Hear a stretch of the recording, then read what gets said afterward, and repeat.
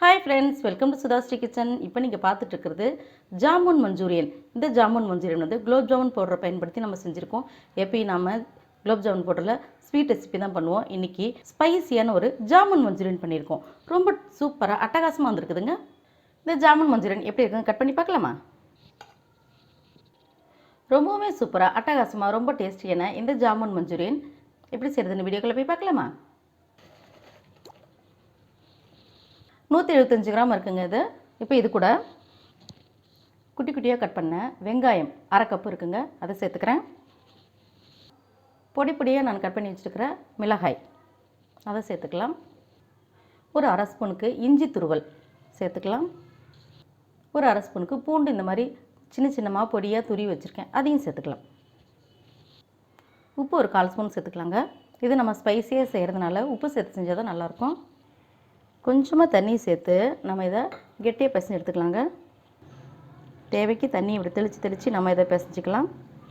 இப்போ நம்ம உருண்டை பிடிக்கிற அளவுக்கு நம்ம இதை நல்லா பிசைஞ்சு எடுத்தாச்சுங்க. அடுத்தது கையில் கொஞ்சமாக ஆயில் அப்ளை பண்ணிவிட்டு இப்போ சின்ன சின்ன உருண்டைகளை அதை நம்ம பிடிச்சிடலாங்க. இந்த மாதிரி குட்டி குட்டியாக நம்ம இப்படி உருட்டி எடுத்துகிட்டு வந்துடலாங்க. எடுத்துகிட்டு இந்த மாதிரி தட்டில் சேர்த்துடலாம்.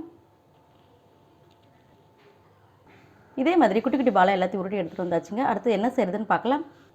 இப்போ வானிலையில் எண்ணெய் காஞ்சிட்டுருக்கு. மிதமான தீயில் வச்சுட்டு நம்ம இந்த உருட்டி வச்சுருக்கிற பால் ஒவ்வொன்றத்தையும் இதில் நம்ம சேர்த்துடலாம்.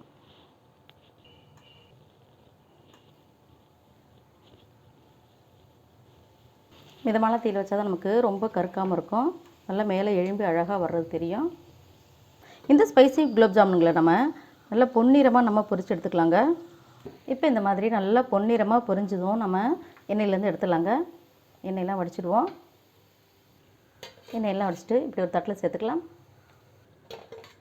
இதே மாதிரி எல்லாத்தையும் பொரித்து எடுத்துகிட்டு வந்துடலாங்க. ஜாமுன் மஞ்சூரியன் செய்கிறதுக்கு நம்ம எல்லா உருண்டைகளையும் பொரித்து எடுத்தாச்சுங்க. இதை நம்ம பொரிச்சிட்டு இருக்கும்போதே குழந்தைங்க ஆள் கொண்டு எடுத்து சாப்பிட்ருவாங்க. அடுத்தது மஞ்சூரியன் எப்படி செய்கிறதுன்னு பார்க்கலாம்.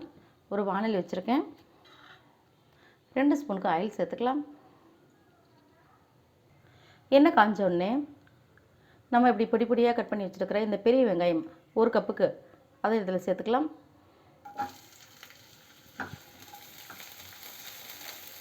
வெங்காயம் பாதி அளவு வெந்துட்டுருக்குதுங்க. இந்த ஸ்டேஜில் 1 இன்ச்சு இஞ்சி எடுத்து இந்த மாதிரி தூவி வச்சுருக்கேன். ஒரு 4 வெள்ளைப்பூண்டு எடுத்து குட்டி குட்டியாக அப்படி சீவி வச்சுட்டாங்க. இது எல்லாத்தையும் சேர்த்துக்கலாம். இப்போ இஞ்சி பூண்டு சேர்த்துட்டு நல்லா பச்சை வாசனை போக நல்லா வதக்கிக்கலாங்க. நல்லா கலர் மாற அளவுக்கு நல்லா வதக்கியாச்சு. அடுத்தது பெரிய தக்காளி ஒன்று இந்த மாதிரி குட்டி குட்டியாக கட் பண்ணி வச்சுருக்கேன், அதையும் சேர்த்துக்கலாங்க. தக்காளி சேர்த்துட்டு நல்லா குழைவாக வதக்கிக்கலாம். எண்ணெய்லாம் நல்லா பிரிஞ்சு வர அளவுக்கு நம்ம இந்த தக்காளி நல்லா குழைவாக வதக்கியாச்சுங்க. அடுத்தது சோயா சாஸ் 1 டேபிள் ஸ்பூனுக்கு, க்ரீன் சில்லி சாஸ் 1 டேபிள் ஸ்பூனுக்கு, டொமேட்டோ கெச்சப் 2 ஸ்பூனுக்கு சேர்த்துக்கலாம். 2 ஸ்பூனுக்கு எல்லாத்தையும் சேர்த்து நல்லா கொஞ்சம் கலந்து விட்டுக்கலாங்க. நம்ம சாஸ் எல்லாம் சேர்த்து நல்லா கலந்து விட்டாச்சு. அடுத்தது மிளகாய்த்தூள் ஒரு 1.5 டீஸ்பூன் சேர்த்துக்கலாம். மல்லிப்பொடி 1.5 டீஸ்பூன், 1/2 டீஸ்பூனுக்கு, கரம் மசாலா தூளுக்கு ஒரு 1/2 ஸ்பூனுக்கு சேர்த்துட்டு நல்லா கலந்து விட்டுக்கலாங்க. நம்ம மிளகாய்த்தூள், மல்லித்தூள், கரம் மசாலா தூள் எல்லாத்தையும் கலந்தாச்சுங்க. அடுத்தது ஒரு 1/2 டம்ளருக்கு தண்ணி சேர்த்துக்கலாம். தண்ணி சேர்த்துட்டு இது நல்லா கொதிக்க விடலாங்க. இப்போ ஜாமுன் மஞ்சூரியனுக்கு கிரேவி கொதிச்சிட்டு இருக்கும்போது நம்ம தேவையான அளவுக்கு உப்பு சேர்த்துக்கலாங்க. சேர்த்து நல்லா கலந்து விட்டுக்கலாம். இப்போ கொதித்து வந்துட்டு இருக்கும்போது இப்போ நம்ம அதை லோ ஃப்ளேமில் வச்சுருவோம். லோ ஃப்ளேமில் வச்சுட்டு ஒரு சின்ன கிண்ணத்தில் 2 ஸ்பூனுக்கு கார்ன்ஃப்ளவர் மாவு சேர்த்துக்கலாங்க. 2 ஸ்பூனுக்கு சேர்த்தாச்சு. அடுத்தது இது கூட நம்ம 1/2 டம்ளர் பால் எடுத்திருக்கேன். இந்த 1/2 டம்ளர் பாலையும் இதில் சேர்த்துக்கலாங்க. சேர்த்துட்டு இந்த கார்ன்ஃப்ளவர் மாவு இந்த பாலையும் நல்லா கட்டிகள் இல்லாமல் கலந்து எடுத்துக்கலாங்க. இப்போ பால்லையே இந்த கார்ன்ஃப்ளவர் மாவை நல்லா கரைச்சி எடுத்துட்டாங்க, கட்டி இல்லாமல். அடுத்தது இந்த கிரேவி கொதிச்சிட்டு இருக்கு பார்த்திங்களா. இப்போ இதோட நம்ம கைவிடாமல் கொஞ்சம் கொஞ்சமாக சேர்த்து கலந்துக்கிட்டே இருக்கணும்.